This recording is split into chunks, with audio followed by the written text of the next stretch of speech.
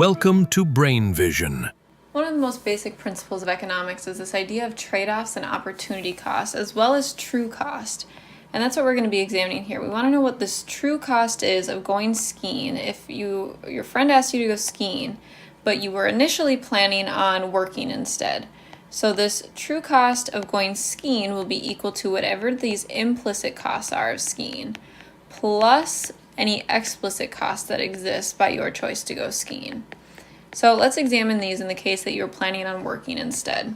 So the implicit cost that you incur here is going to be an opportunity cost. And the opportunity cost of going skiing here will be wages lost.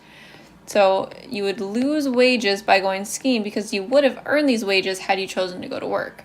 Now, any explicit cost that you're going to end up losing, this is essentially what you pay to go skiing. So this could be in rental equipment. Suppose you don't have your own skis. Well, then explicit costs could be included in this cost of rental equipment. Suppose rental skis, ski boots, a helmet, whatever it is, poles, who knows what you need. Rental equipment.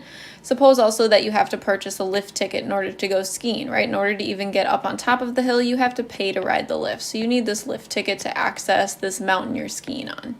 In which case, the true cost of going skiing here would be equal to these lost wages plus the rental equipment, the cost of it, and plus the cost of this lift ticket. And that would give you the true cost of going skiing because we have to take into account, remember, both implicit and explicit costs.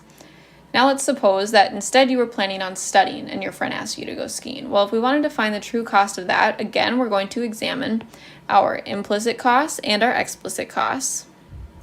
So the implicit cost of going skiing instead of studying would be whatever you value your time at. So let's suggest that this is the value of your time.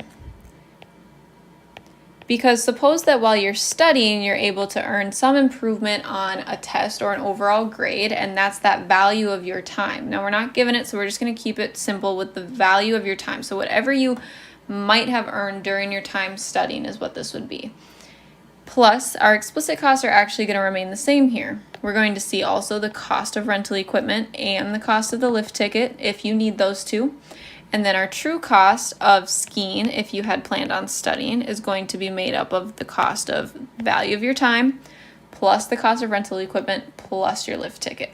So it's just important to remember that when we're determining trade-offs, essentially, we take into account not only the implicit cost, which is our opportunity cost, but also the explicit cost, the cost that you can very easily track. So essentially the exact monetary value that you would spend on doing that other activity.